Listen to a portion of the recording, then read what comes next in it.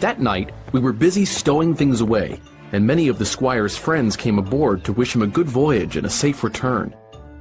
Members of the crew were making their preparations for the trip.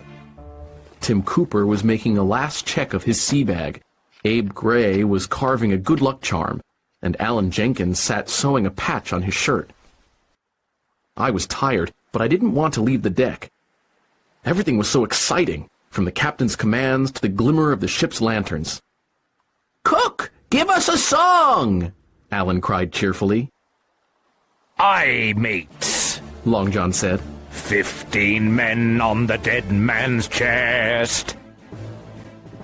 The crew joined in.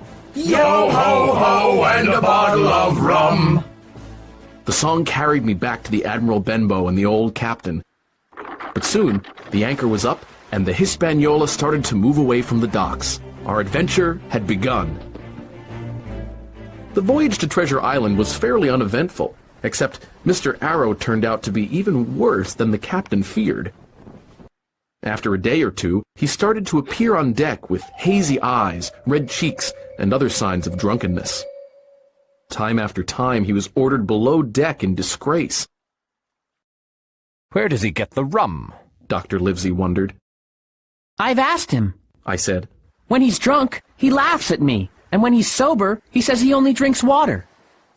"He's useless as a first mate and is a bad influence on the men. At this rate, he'll soon be dead," the doctor predicted. So nobody was much surprised or very sorry when one dark night he disappeared and was seen no more. "Overboard?" the captain said. "Well, that saves us the trouble of putting him in irons." But now we needed a first mate, so Job Anderson took over the position, along with his regular job of supervising the masts and rigging.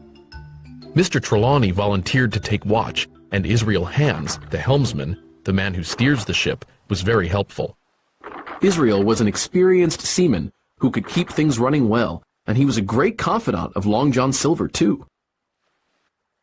Aboard ship, Silver hung his crutch on a rope around his neck so he could have both hands free to work.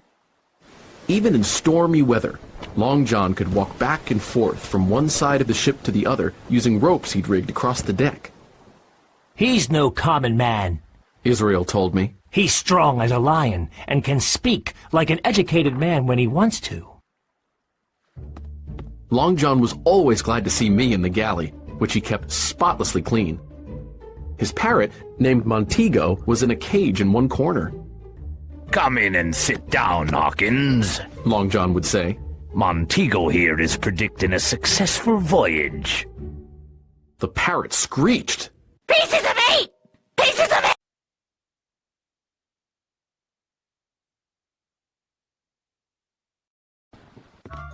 Just after sundown, as I headed toward my berth, I decided I wanted an apple. On deck, the men on watch were all busy looking out for the island. All was quiet except for the man at the helm, who was whistling while he watched the sails rippling in the wind and the swish of the sea against the sides of the ship. There was scarcely an apple left, so I climbed into the barrel to reach the last ones.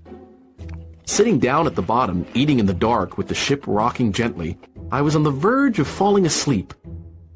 Suddenly, a heavy man sat down close by, and the barrel shook as he leaned his shoulders against it. I was about to jump up when I heard Long John's voice, but after listening a while, I wouldn't have shown myself for the entire world. I stayed there, trembling and listening, fearful and curious. Within moments, I realized the lives of all the honest men aboard depended upon me alone. "No," Long John said. "Flint was captain, and I was quartermaster. Took care of all the ship's food and equipment, I did. I lost my leg in the same attack that cost old Pew his eyesight, and the surgeon who amputated my leg was hung with the rest for piracy.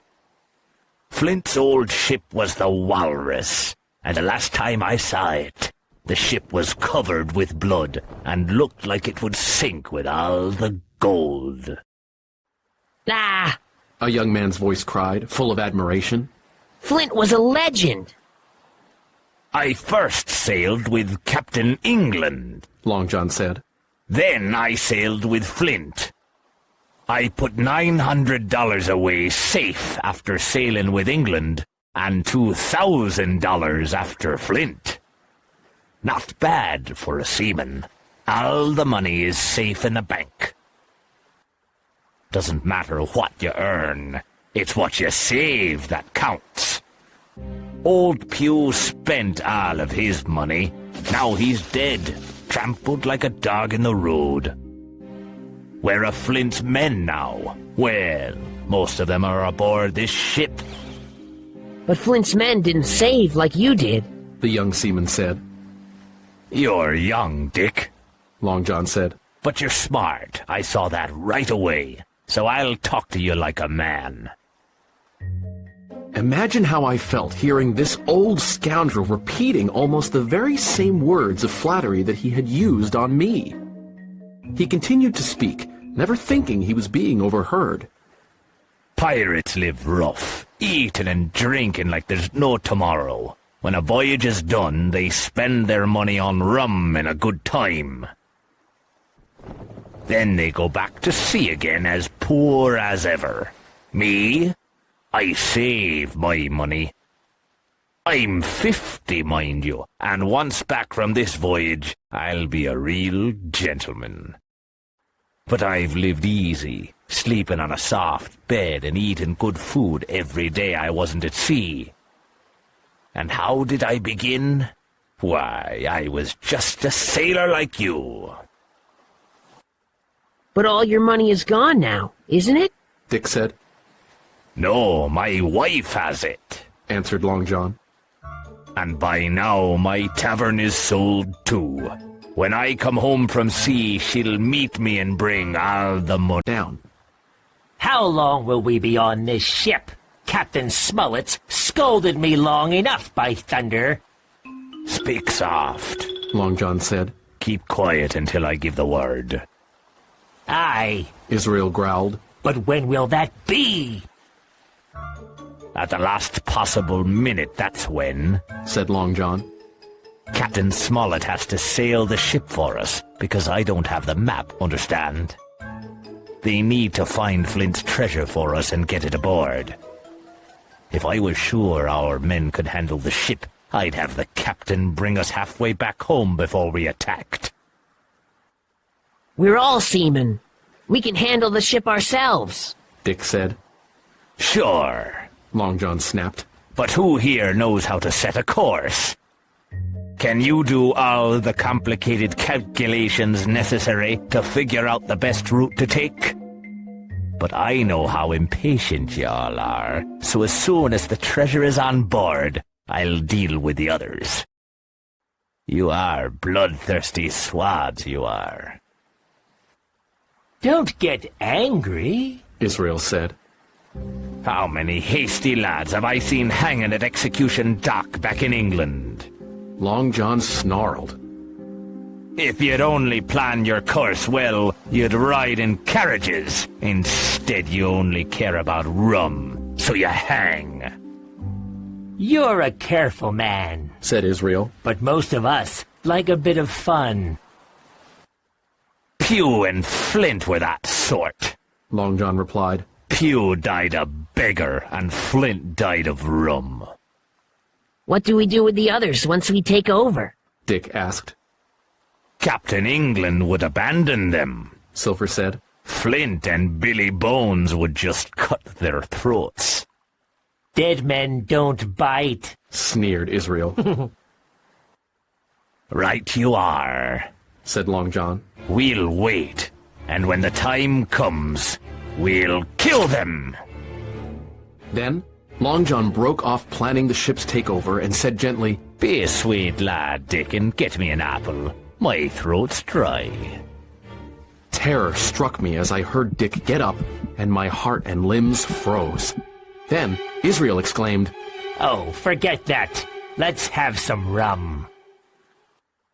Dick, Long John said. here's the key to the keg. Go fill me a pint. Terrified as I was, I finally knew how Mr. Arrow got the drink that destroyed him. Then Israel spoke into Long John's ear. I didn't catch it all, but this phrase was audible. Not another man will join. So I knew there were still faithful men on board. When Dick returned, the trio drank. Here's to luck, Said Dick. Here's to old Flint. Said Israel. And here's to ourselves, Said Long John Silver. Almost at the same time, the lookout shouted, Land ho!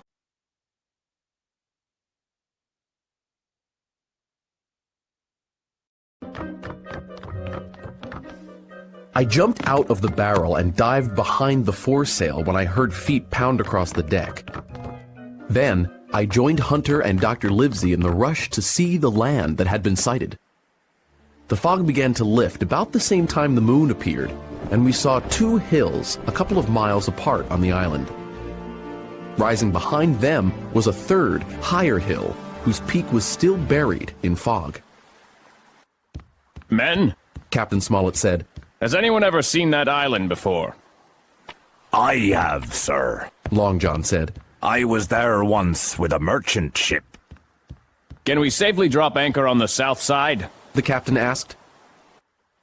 Aye, sir, Replied Long John. That small bit of land is called Skeleton Island. It was a place for pirates once.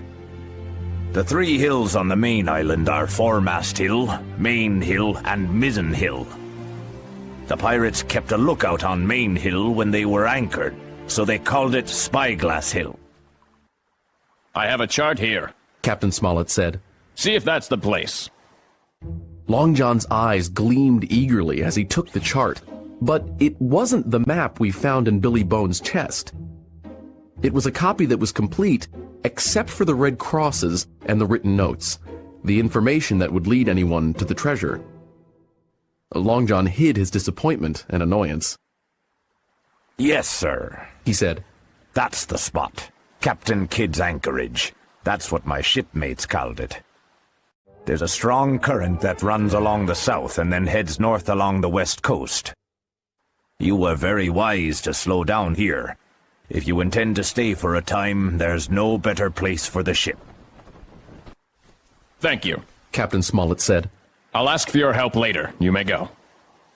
I was surprised by how cool Long John was, admitting he knew the island. Then he came near me and laid his hand on my arm, and I could scarcely conceal a shudder. Ah, He said. This island is a sweet spot for a lad. You'll swim, climb trees, and run up the hills like a goat.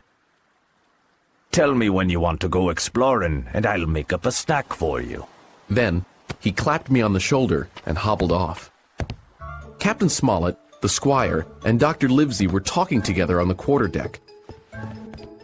I was anxious, but I dared not interrupt them while the crew was listening.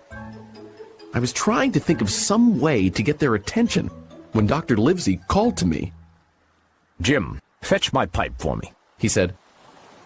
I ran and got his pipe, and when I gave it to him, I whispered, Doctor, please do as I say. Get the captain and squire down to the cabin and then send for me. I have terrible news. The doctor's face turned serious, but he recovered quickly. Thank you, Jim. He said quite loudly. Then, acting as if he'd asked me a question, he added, That was all I wanted to know. The doctor then repeated. Now, Hawkins, Trelawney said. speak up. I told them what I'd heard, and nobody interrupted. Captain, Trelawney said, finally. you were right, and I was wrong. I'll admit it. I must have missed some clues, too, The captain returned. for I never heard of a crew planning to mutiny without any warning signs. It's Silver's influence, Said the doctor. He's a remarkable man. He'd look remarkably good hanging from the rigging. The captain said. Well, we can't turn back. If I ordered them to turn around, they'd attack us at once. We have some time, at least until this treasure's found, but we'll have to fight them sooner or later. I propose we hit them when they least expect it. Can we count on your servants, Mr. Trelawney? Definitely, The squire declared. That's 3 men. The captain said. Add the rest of us and that makes 7, including Hawkins here. Can we count on any more men? The men Trelawney hired before he met Silver should be honest, replied the doctor. We can't rely on them, the squire said. Israel was one of those men. Well, gentlemen, said the captain, keep your eyes and ears open. We can do nothing until we know who's with us. Jim can help, the doctor said. The men like him, and Jim notices everything. Hawkins, I'm putting my faith in you, said the squire. I felt desperate and helpless because we were so outnumbered. Right now, the grown men on our side were 6 to the pirates' 19.